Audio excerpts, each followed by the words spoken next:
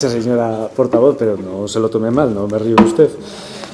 Me río por la disputa que tienen ustedes a ver quién fue primero. Esto es como lo de Adán y Eva y el huevo y la gallina. No sé muy bien cuál es la razón, pero yo creo que está muy bien que discutan entre ustedes, pero fíjense, cuando hablan ustedes del cumplimiento de la ley, hay una ley del año 2004 que se modifica en el año 2010, que habla de estos asuntos. La del 2004 se aprobó en diciembre, quiero recordar, es decir, cuando era Zapatero presidente del Gobierno. La del 2010 se modifica siendo Zapatero presidente del Gobierno. Y cuando ustedes son Gobierno, respecto a la publicación de esos datos que les parecen tan importantes, no hay novedad, porque me parece que fue la señora Ramos la que acaba de decir que los últimos datos que encuentra publicados son del 2010. Es decir, antes de que llegase ese Gobierno. Y se lo digo a ambos, porque en la ley del 2010, cuando se habla de la publicación y se habla de las obligaciones de control, se adjudican responsabilidades. En el Estado, por ejemplo, es la Intervención General del Estado. En los ayuntamientos son los interventores. Y en el Principado supongo que la intervención algo tendrá que ver. Y yo no voy a decir quién estaba en la intervención, que no hace falta. Pero lo digo porque cuando bajamos a hablar de estas cosas conviene que cada uno sea consciente también de sus propias responsabilidades. Lo dice la ley, no lo digo yo, lo dice la ley. Y ahora resulta que hay una ley aprobada en diciembre del 2013, que se menciona, esa ley se menciona en la iniciativa.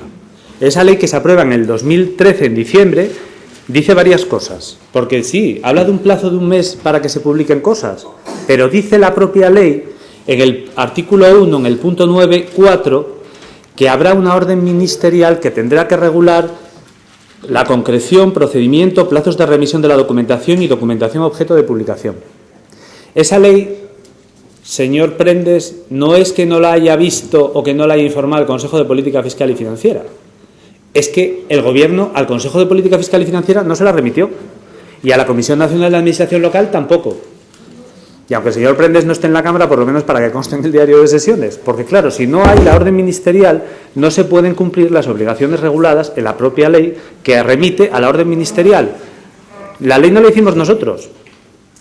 La ley no es nuestra, no es de este Parlamento, es del Estado. Y la ley dice lo que dice, yo no me lo invento. En el artículo 9.6 vuelve a hablar de la publicidad del periodo de pago y dice, literalmente, en los términos que se establecen por orden del ministro. Y la orden del ministro sigue sin existir. En el artículo 1, el punto 16, habla de transparencia. Y dice que la orden ministerial, la que no existe, que regulará los datos y documentos objeto de publicación, el plazo de publicación, el modo en que hay que publicarlos. Se desarrollará metodología de cálculo del periodo medio de pago a proveedores de las administraciones públicas conforme a criterios homogéneos, literalmente. El problema es que no hay la orden ministerial. Entonces, nosotros vamos a votar a favor de la iniciativa porque entendemos que las administraciones tienen que contribuir precisamente para que los periodos medios de pago sean los menores posibles. Pero también entendemos que cuando se plantea la iniciativa por parte del grupo que sostiene al Gobierno de España, debería de pedir al Gobierno de España que cumpla con sus propias disposiciones legales y que tramite la orden ministerial, que la tramite a las dos entidades que tienen que informar según la propia ley, porque sin eso los demás no van a poder hacer y cumplir las obligaciones de la ley, porque no saben lo que tienen que cumplir, porque lo que tienen que cumplir dice la ley que lo van a regular ellos. La otra parte es, en relación a las obligaciones, que se hablaba de Asturias y se dieron datos de los periodos medios de pago en Asturias, que por cierto son inferiores a los, en el sector público, en la administración autonómica, inferiores a los plazos medios del sector privado que se informa en el texto de la proposición del Partido Popular. Yo creo que se pueden mejorar los periodos medios de pago en Asturias y yo creo que la voluntad del Gobierno, que se explicitó ya en esta Junta, es precisamente seguir avanzando. Pero yo creo que también es bueno ver en comparación con el sector privado, porque este no es un problema, el del pago a las empresas, que afecte exclusivamente a lo público, por desgracia, no creo que sea nada bueno. En lo que sí creo que, por lo tanto, creo que en eso estamos todos de acuerdo. La otra parte es, en lo que tiene que ver con el cumplimiento de estas cuestiones, yo creo, es una sugerencia, evidentemente ustedes son libres de hacer lo que consideren, que deberían de ser más prudentes a la hora de poner en valor lo que dice el señor Montoro, lo que hace el señor Montoro. Porque esta iniciativa, que es del Ministerio de Hacienda, no se puede acabar de desarrollar porque el Ministerio de Hacienda no acaba de dar los pasos.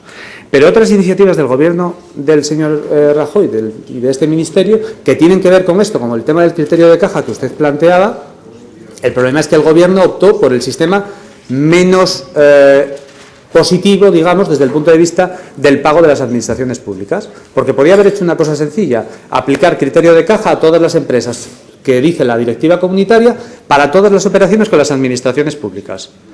Y eso no afectaba en negativo a ninguna empresa. Y, sin embargo, optó por otro sistema distinto, criterio de caja para aquellas empresas en sus relaciones mercantiles. Eso sí, si tú no puedes utilizar el criterio de caja y un proveedor tuyo sí lo utiliza, tú tienes que tener dos sistemas de contabilización del IVA. Y, por lo tanto, tienes que duplicar tu sistema administrativo. Y, a lo mejor, lo que acabas haciendo es, para no generarte trabas o tareas administrativas adicionales, dices, prescindo del proveedor. Y eso flaco favor le va a hacer al proveedor y flaco favor le va a hacer a las pequeñas empresas que podrían beneficiarse del sistema. Y no le sirve para nada en su relación con la administración pública. Otros ejemplos de la gestión del señor Montoro no los voy a detallar, pero ayer se habló del céntimo sanitario y su diseñador es el señor Montoro.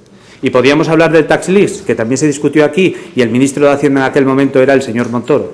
Y podemos hablar hasta de la construcción, de la puesta en marcha del proyecto de IZAR, como grupo público de astilleros. El señor Albert Cascos seguramente podrá explicarlo o contarlo mejor que yo, pero el ministro de Industria que participó en aquella operación, el ministro de Hacienda, era el señor Montoro. Entonces, yo creo que poco bien se hacen a ustedes mismos presumiendo del señor Montoro. Y luego termino ya en relación a lo que decía usted sobre el cumplimiento de las resoluciones. Nosotros lo que señalamos, y lo dijimos ya en muchas ocasiones, es que la labor del Parlamento es orientar al Gobierno, pero no porque lo digamos nosotros, lo dice el Estatuto de Autonomía, lo dice el reglamento de esta Cámara. Orientar, no ordenar, como se decía esta semana en una comisión. Si el Parlamento orienta, el Gobierno tiene que tomar decisión en relación a la orientación. Y si tiene que tomar decisión, tiene que hacerlo para actuar en coherencia con el programa de Gobierno que aprobó este Parlamento. Y cuando las iniciativas van en otra dirección, a lo mejor, y lo dije el otro día, el Parlamento tiene que tomar una decisión respecto a si quiere cambiar el programa de Gobierno o quiere cambiar a quienes gobiernan. Pero eso les exige ponerse de acuerdo y no estar todo el día disputándose quién es el primero que pone una iniciativa en el Parlamento, que es más bien a lo que se dedica. Gracias.